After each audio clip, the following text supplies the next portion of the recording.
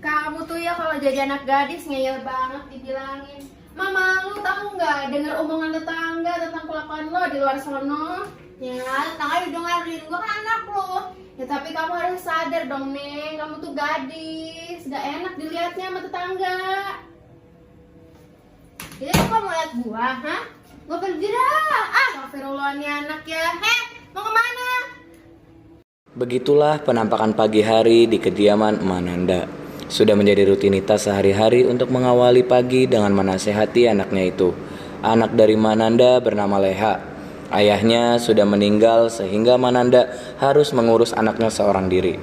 Leha anak yang baik, namun pergaulannya terlalu bebas, sehingga tetangga-tetangganya menganggap dia sebagai anak yang nakal. Setelah mengawali rutinitas berdebat dengan emaknya, Leha biasanya akan pergi ke warkop yang tidak jauh dari rumahnya. Ya, sekedar meredakan amarahnya sambil menyeruput kopi bersama temannya.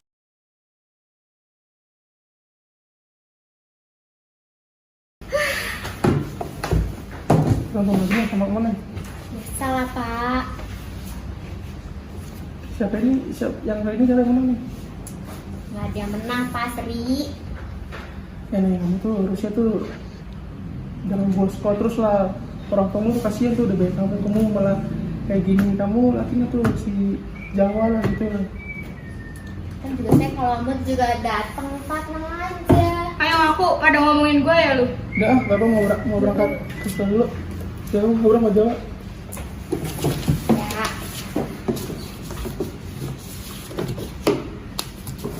Assalamualaikum. Duduk, Pak. Ribet aja lah sama lu. Ya kan lu tahu, gue tiap hari juga nggak ada kata nggak berantem, Wak. Sekali-kali ngalah apa mama lu. Hidup lu tuh udah enak, berkecukupan, punya emak yang khawatirin lu, gak kayak gua. Apa harus kerja. Lu baru datang udah berisik aja. Udah, gue cabut aja lah. Leha pun pergi meninggalkan warkop itu. Ketika di jalan, ia tidak sengaja bertemu salah satu kawannya yang bernama Yusron.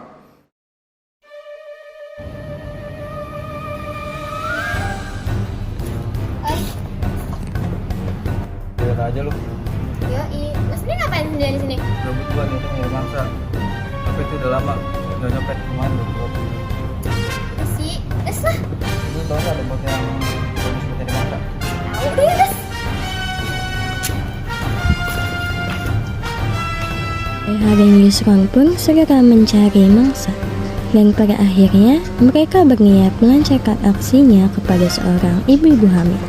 Tanpa berpikir panjang, mereka pun melancarkan aksi pencopetan tersebut.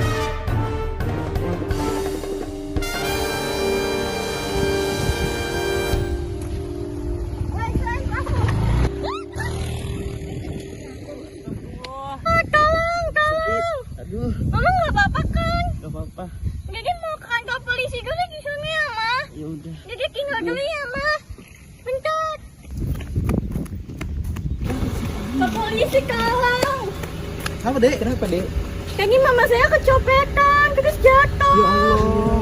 Terus kesakitan, kayaknya giginya mau keluar deh. Di mana? Di mana? Sana. Ayo, ke tempat ayo. Astagfirullahaladzim. Bu, apa-apa bu? Siapa bu? Pak, bantu pak.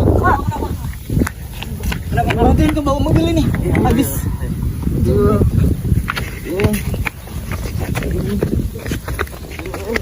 Bukan dek.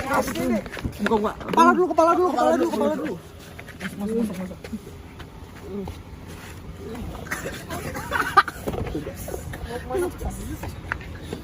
Bawa.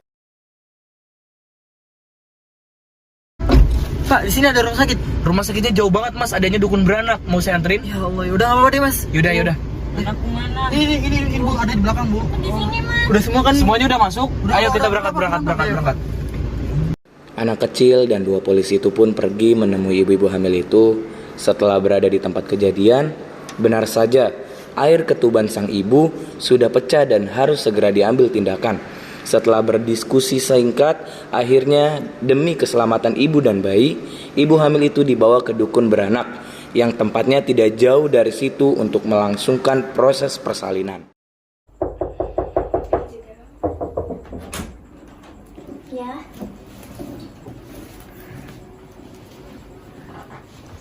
Oke, makasih. Kalian boleh keluar.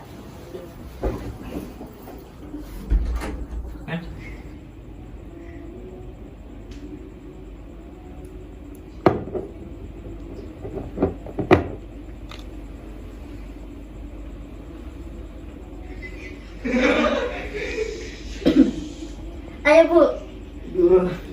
Terus. Lagi Bu, terus Bu, terus. Oke, dikit lagi. Lagi. Ya, terus. Setelah istirahat pasca persalinan, sang ibu ingin agar ia dan anaknya diantar saja ke tempat adiknya karena tidak terlalu jauh. Mendengar hal itu pun, Pak Polisi dengan sigap membawa ibu dan anak itu ke tempat yang ingin ditujunya.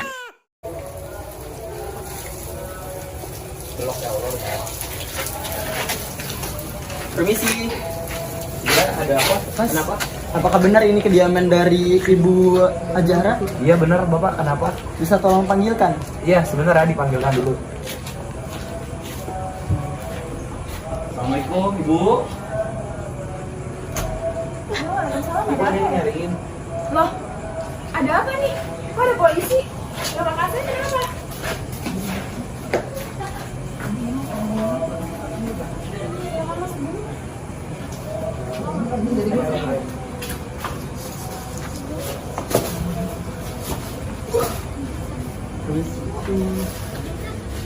Ibu, saya keluar dulu ya Bu. Oh iya, silakan. Jadi sebelumnya kami minta maaf datang malam-malam begini. Kami dari pihak kepolisian ingin. Bentar. Ponakan saya mana ya? Keponakan ibu tertidur di dalam mobil, nanti bisa diambil pas kita selesai.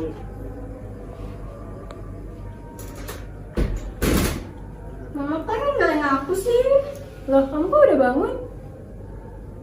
Tadi ketiduran. Kamu istirahat aja deh di kamar. Masih ngantuk kamu.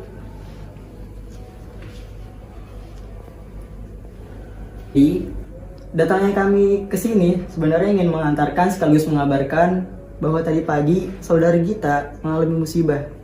Astagfirullah, musibah apa kalau boleh tahu?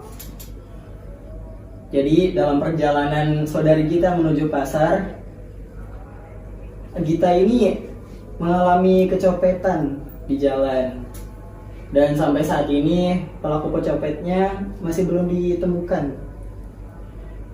Kami dari pihak kepolisian sedang berusaha semaksimal mungkin untuk mencari pelaku tersebut, namun dikarenakan kendala di sekitar halte tersebut tidak terdapat CCTV, jadi kami mengalami sedikit kesulitan untuk mencari pelakunya. Jadi kami mohon maaf untuk kendala tersebut. Saya nggak mau tahu ya, pokoknya penjahatnya harus segera ditangkap dan harus diberi hukuman yang setimpal.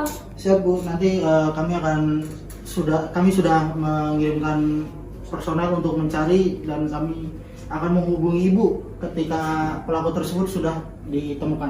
Saya harap sih seperti itu ya. Saya rela kok membayar berapapun itu, asal penjahatnya segera ditangkap. Saya selaku polisi tidak menerima sogokan apapun dalam jenis apapun, karena memang kewajiban kami sebagai pelayan masyarakat, dan kami akan melakukan yang semaksimal mungkin untuk menemukan pelakunya. Jadi kami akan menghubungi Ibu untuk perkembangan kasus lebih lanjutnya. Mungkin Ibu bisa memberikan nomor telepon atau kartu nama untuk bisa Terima kasih Bu.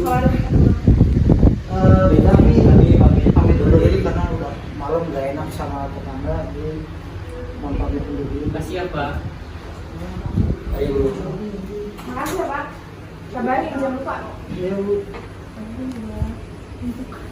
Kakak bisa begini sih, gimana ceritanya? Ceritanya ini kakak tadi habis pulang dari pasar terus kakak dijamret. Tapi kakak baik-baik aja kan? Baik-baik aja. Ya udah kalau gitu kakak istirahat aja yuk, kasihan anaknya juga. Ya udah yuk.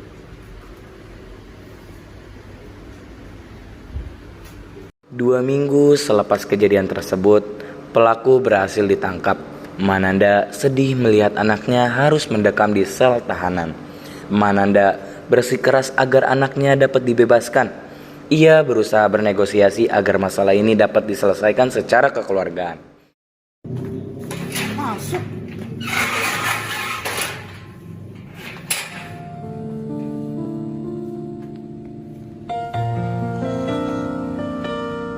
Hal tersebut membuahkan hasil.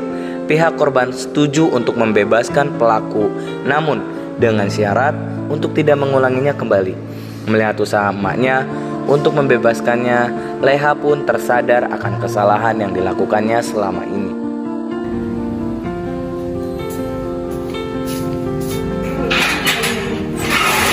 Saudari Juleha, Anda dibebaskan.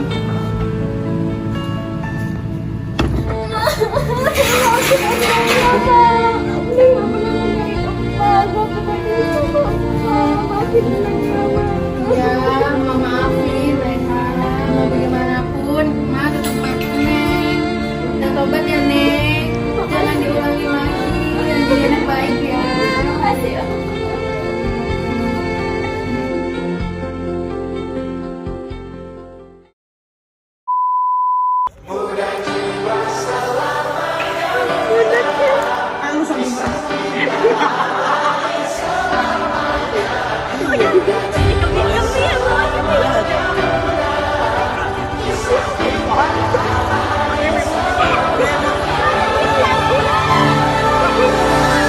Masihkah kau mengingat di saat kita masih 17? Waktu di mana tanggal-tanggal merah terasa sungguh meriah. Masihkah kau ingat cobaan terberat kita matematika? Masihkah kau ingat lagu di radio yang merdu mengudara? Ini dulu kali ya, ini gakang kekasih.